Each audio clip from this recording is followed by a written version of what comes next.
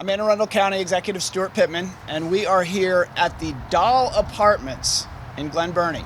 And the reason we're here is that Anne Arundel County is acquiring these buildings, 16 units of housing that have been here for many years, since the early 60s. The family that lives in the home here has been operating this as short-term apartments for people who are in town working on projects and only need a place to stay for a short period of time.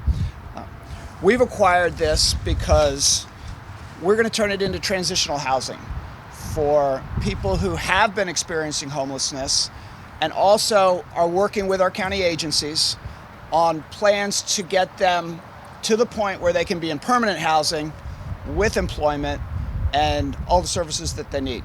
So, as you know, our county has had a housing crisis, housing affordability for many years that has not been addressed adequately.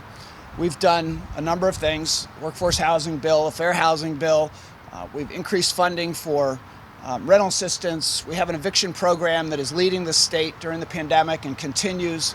And during the pandemic, the housing issues were made even more severe because the folks that were hurt the most were the people at the bottom end of the wage scale.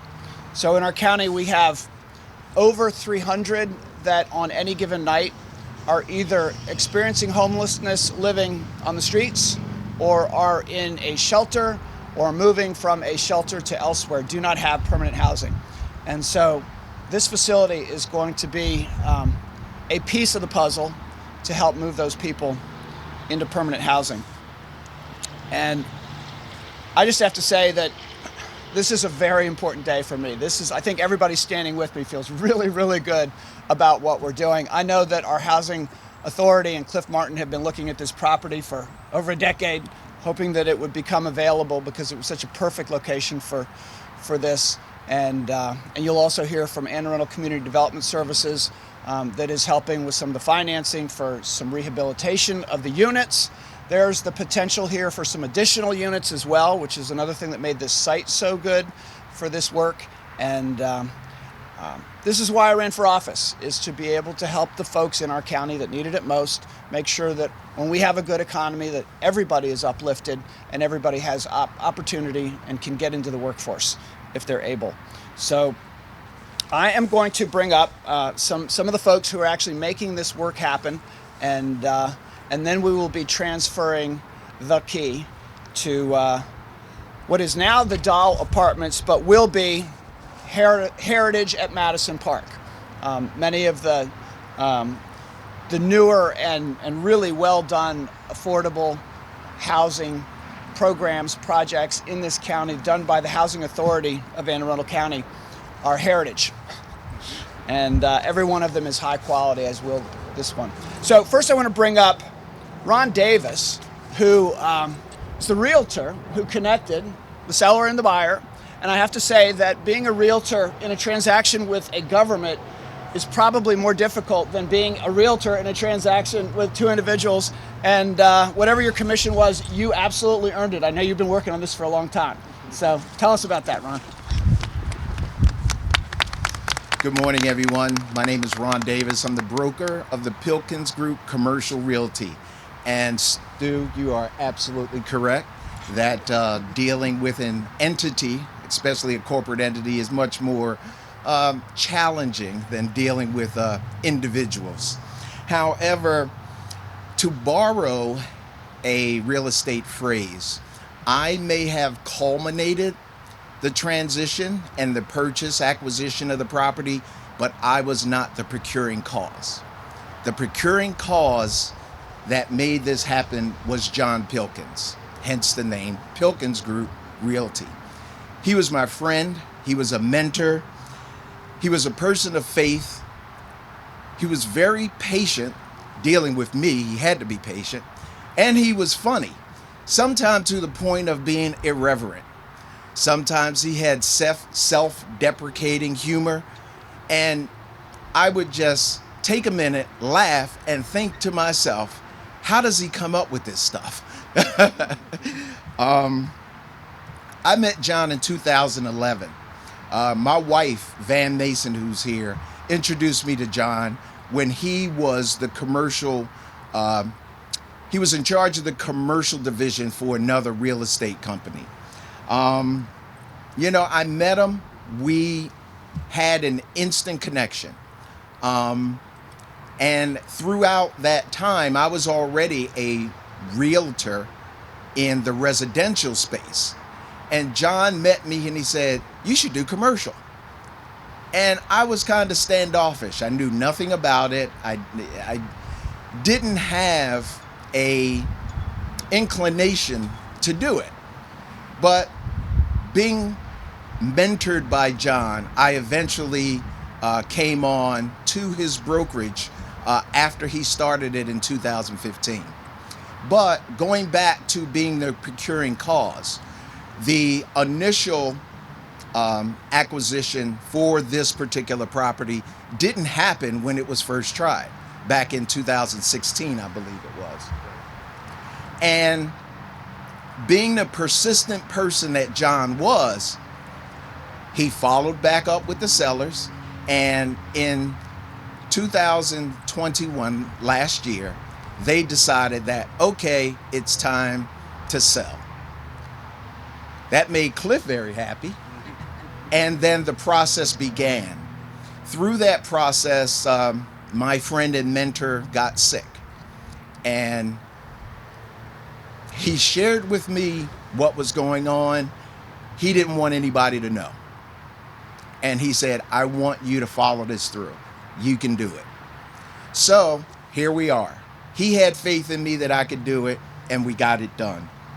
I just like to say, on behalf of John Pilkins, that we have finally made this happen. Thank you.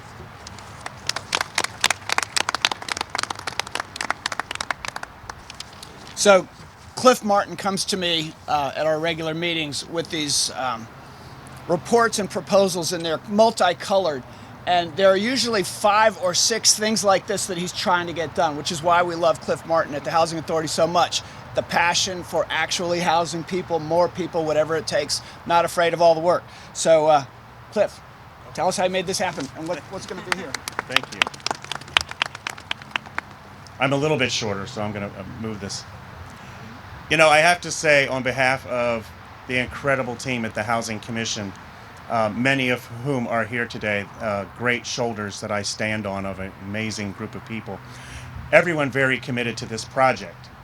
And as Stuart and Ron both alluded to, we have been talking to the family that owned this property for many years. I can't tell you how many times I visited this property on another tour with my fingers crossed that this time the family would say, "Let's make a deal." And it didn't happen. Like we said, over a decade, the family loved this property. They loved these apartments. This was their life. And we understood that, and we respected that. And we just said, at some point in time, they'll reach out. So fast forward, the day that John Pilkins called one of my staff members and said, "Tell Cliff the family's ready to sell." And I think I fell out of my chair running to get to the phone to see what was going on. It was a day of jubilation. Then I thought, okay, now I actually have to put the wheels in motion. I actually have to do something, stop talking and start walking, right? And thankfully, all of the partners behind me said, "We're here also so you can stand on our shoulders and make this happen."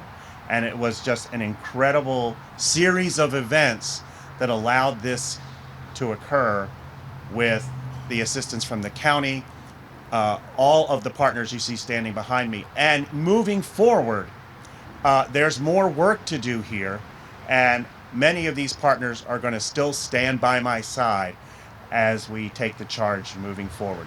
So what you see to your left, your right, my left, are the 16 apartments that we've acquired. 8 one-bedroom apartments and 8 two-bedroom apartments constructed in the early 60s. Let me tell you, inside, they are remarkably preserved as if it was still the mid-1960s. The family kept these units in impeccable condition. And that's part of the reason why this made so much sense moving forward, because they were so well cared for. The house behind me was their residence. So you're probably thinking, well, what are we going to do with the residence, right?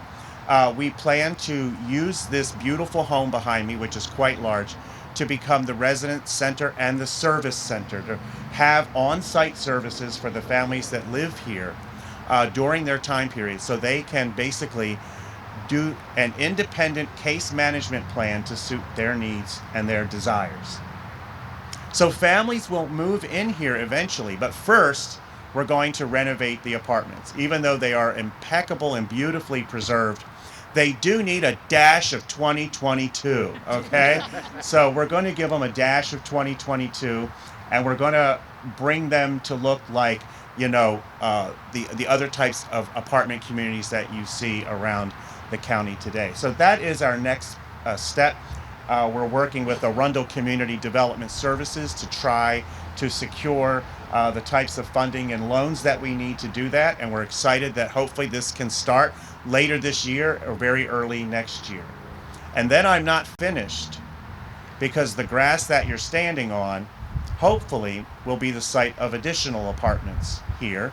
So we are just starting an amazing journey down an incredible road to providing better housing, better services for our most vulnerable populations here in the county. With that, I could talk to you all day about all the other things that we would love to do here. But for me, working on this for over a decade, but wanting to understand the needs of the family that own this property, but the location and circumstances here were so ideal for this type of community that I knew that I just couldn't give up on it. And so I feel like I've had a child almost with this today, with the pride that I have, because it's been a long time coming. And I thank you all for being here today, and I encourage you all to stay with us, the Housing Commission, on this journey as we turn this new acquisition into something that we will remember for a very long time. Thank you.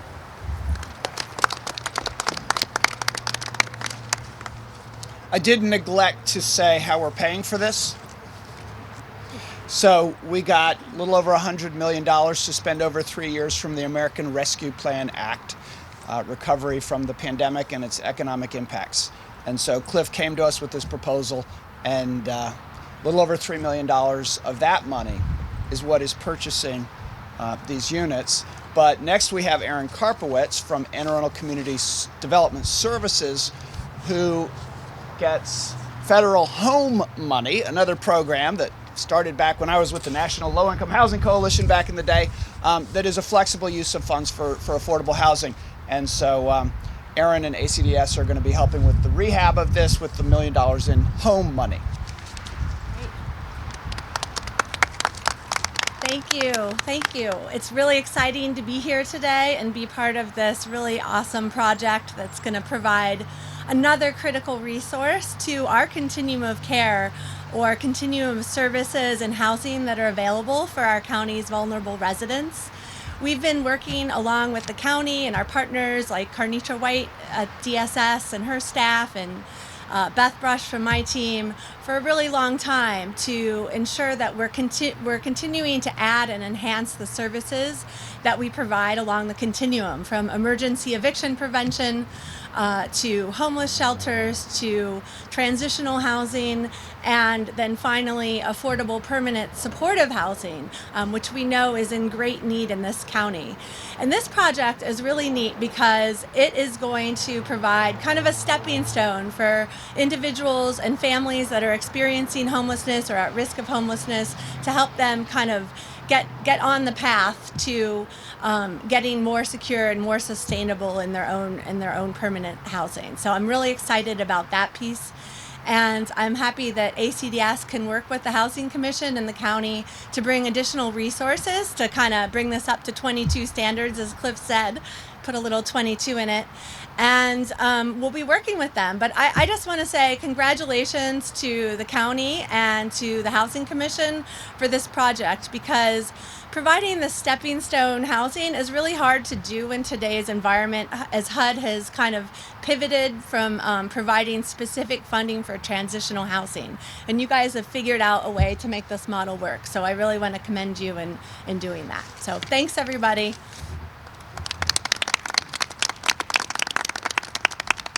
So most of the people that you have behind me are government.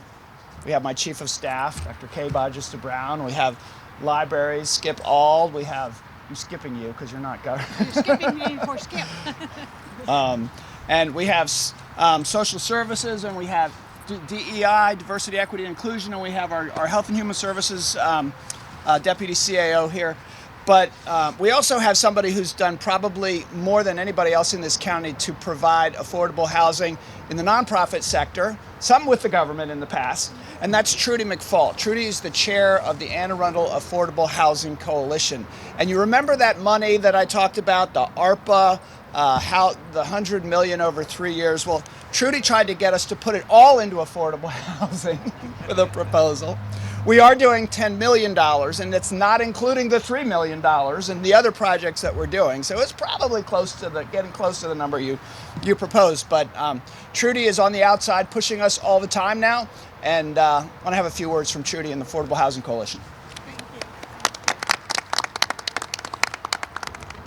Thank you. What an exciting day. The Affordable Housing Coalition is a coalition made up of all the folks who provide affordable housing, both big, little service programs, all of the things that are the components in an affordable housing effort. And this has not been historically the easiest county in which to work to do some of the affordable housing family communities that were proposed. And it's just, for us, it's just like we've entered a dreamland with this new administration and these new focus on affordable housing, both the funding and, as you say, the regulatory issues. I mean, we've always had a great housing commission and we've had people who cared, but now we have this fabulous team and this wonderful county executive who believes in housing and knows housing. I mean, who gets a county executive who's worked in affordable housing and low-income housing so that he understands our field? So you're right, we have pushed and want to continue to support a separate fund, whatever one calls it, that's under county control for county innovation and county priorities. Much of the affordable housing system emulates from the state, who picks projects for the county, and this is the chance for exactly this kind of innovation. I mean, it couldn't have a more picture-perfect way to start illustrating what these kind of funds can do for the county, because these are the kind of things that don't fit in a big state system, and they are so needed and such wonderful opportunities. So I'm here celebrating with all of you this first effort, but also celebrating what the future holds for continuing to be able to do this kind of improvement and addition to our county's affordable housing supply. So thank you all very much for giving me a chance to come and say bravo. We cherish you and appreciate so much the commitment we have to affordable housing. Thank you. Thank you, County Exec.